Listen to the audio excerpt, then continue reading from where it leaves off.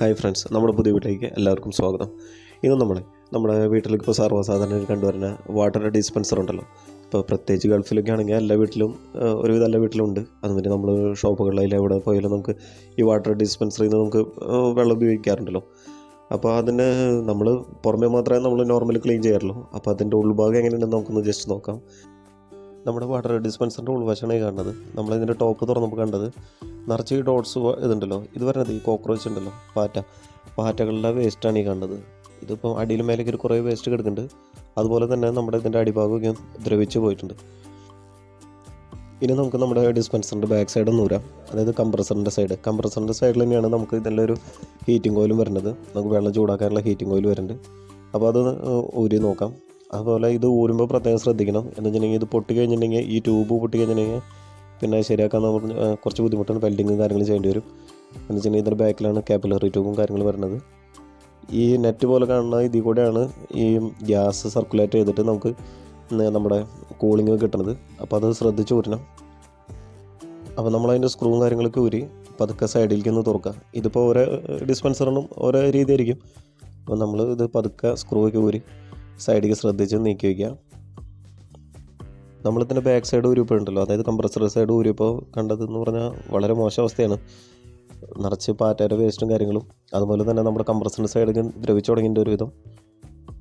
പിന്നെ നമ്മൾ ഇത് ഈ ട്യൂബുകളുണ്ടല്ലോ, ഈ വെള്ളം പോകുന്ന ട്യൂബുകൾ, ഈ ട്യൂബിലൊക്കെ കുറേ കച്ചറകളും അതുമാതിരി ഇരുമ്പിൻ്റെ തുരുമ്പും അല്ലാതും ഉണ്ട്.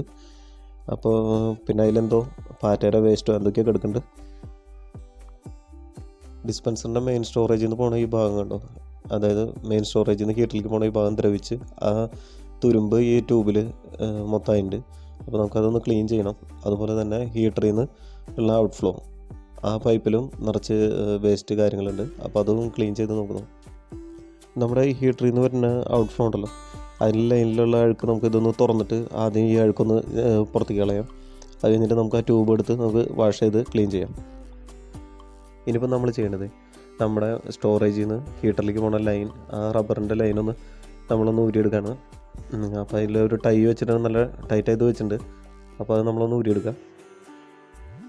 ഇപ്പോൾ നമ്മൾ ആ പൈപ്പ് ലൈൻ ഊരിയെടുത്തു. അപ്പോൾ അതിൻ്റെ സൈഡിലൊക്കെ നോക്കി കഴിഞ്ഞാൽ നിറച്ച് തുരുമ്പാണ്. അപ്പോൾ ഇത് നമ്മൾ കുടിക്കുന്ന വെള്ളത്തിൽ ഇത് കലരാൻ ചാൻസ് ഉണ്ട്. അപ്പോൾ അതൊന്ന് വാഷ് ചെയ്തെടുക്കുക. അടിയിലത്തെ ടൈയും കൂടി ഊരിയിട്ട് നമുക്കത് ഊരിയെടുക്കാം. കുറച്ച് ടൈറ്റാണ്, അപ്പോൾ കുറച്ച് ബലം ഉപയോഗിച്ചിട്ട് നമുക്കത് ഊരിയെടുക്കാം.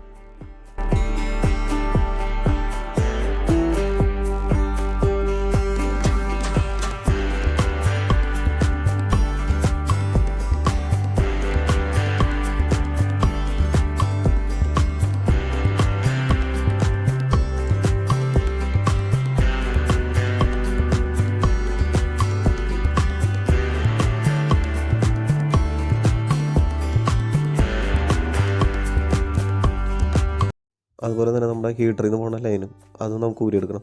അപ്പോൾ നല്ല ടൈറ്റിലാണ് അവർ വെച്ചിട്ടുള്ളത്. ടൈക്ക് ഇട്ട് കെട്ടി വെച്ചിട്ടുണ്ട്. അപ്പോൾ നമ്മളത് കുറച്ച് സ്ട്രെങ്ത്ത് കൊടുത്ത് ഊരിയെടുക്കുക. രണ്ട് സൈഡിൽ നിന്ന് നമുക്കതൊന്ന് ഊരിയെടുക്കാം.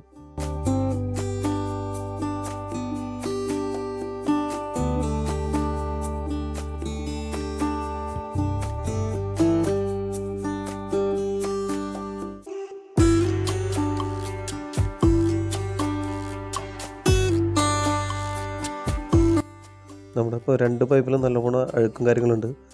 അപ്പോൾ നമുക്കതൊന്ന് വാഷ് ചെയ്ത് നമുക്ക് റീഇൻസ്റ്റാൾ ചെയ്യണം. അത്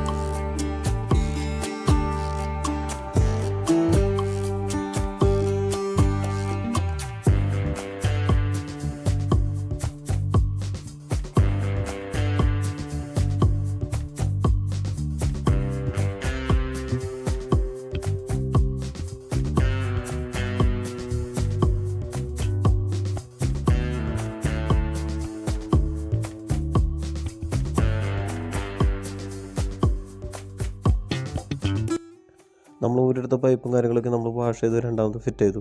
ഇനി നമുക്കതിൻ്റെ വാൾവ് ക്ലോസ് ചെയ്യാം. അല്ലെങ്കിൽ അത് പിന്നെ നമ്മൾ ഓൺ ചെയ്യുന്ന നേരത്ത് വെള്ളം ഫുള്ളായിട്ട് പുറത്തേക്ക് പോകും. അപ്പോൾ വാൾവ് ക്ലോസ് ചെയ്യാം. നമ്മൾ അതുപോലെ തന്നെ നമ്മൾ ഇതിൻ്റെ ഗ്രില്ലും കാര്യങ്ങളും രണ്ടാമത് ഫിറ്റ് ചെയ്യാം.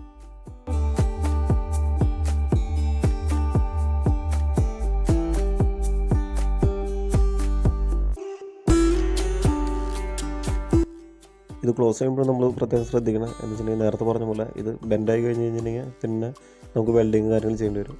അപ്പോൾ സൂക്ഷിച്ചത് നമ്മൾ ക്ലോസ് ചെയ്യാം. എല്ലാ സ്ക്രൂവും കാര്യങ്ങളും തിരിച്ച് ഫിറ്റ് ചെയ്യാം.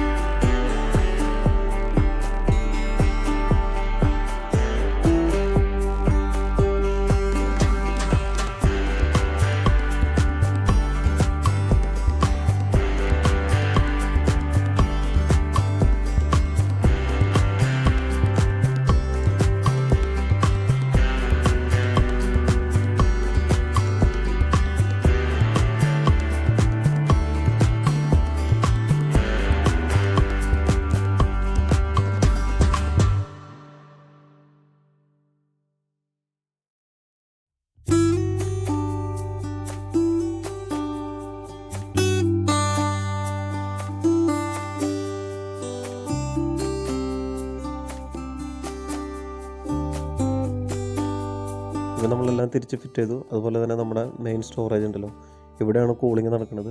അപ്പോൾ അതൊന്ന് നന്നായിട്ട് ക്ലീൻ ചെയ്യാം. വെള്ളമൊഴിച്ച് നന്നായിട്ട് ക്ലീൻ ചെയ്ത് ടിഷ്യൂ കൊണ്ട് നന്നായിട്ടൊന്ന് ഡ്രൈ ആക്കി എടുക്കുക.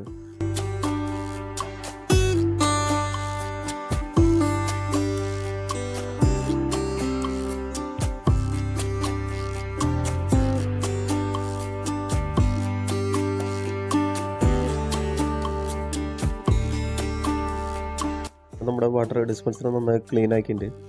ഈ സൈഡിൽ കാണുന്ന കറുത്ത അത് നോക്കണ്ട, അത് നമ്മുടെ വാട്ടർ ബോട്ടിൽ വെച്ചിട്ട് വരുന്ന പാടാണ്. അപ്പോൾ നല്ല ക്ലീനായി. ഇനി നമുക്ക് വീണ്ടും സാധാരണ പോലെ യൂസ് ചെയ്യാം. ഇപ്പം നമ്മൾ ഇടയ്ക്കൊന്ന് ജസ്റ്റ് നോക്കണത് നല്ലതായിരിക്കും. ഇതിൻ്റെ ഉള്ളിലത്തെ ഈ കച്ചറകൾ കാര്യങ്ങൾ ഉണ്ടെങ്കിൽ അതൊന്ന് എടുത്ത് കളയാം. നമ്മൾ സ്ഥിരം കുടിക്കണതല്ല, അപ്പോൾ അതൊന്ന് ജസ്റ്റ് ഒന്ന് ഇടയ്ക്ക് ചെക്ക് ചെയ്യാം. അപ്പോൾ വീഡിയോ കണ്ടതിന് താങ്ക് യു. ചാനൽ ഇഷ്ടപ്പെട്ട് കഴിഞ്ഞിട്ടുണ്ടെങ്കിൽ സബ്സ്ക്രൈബ് ചെയ്യുക. Thank you to all.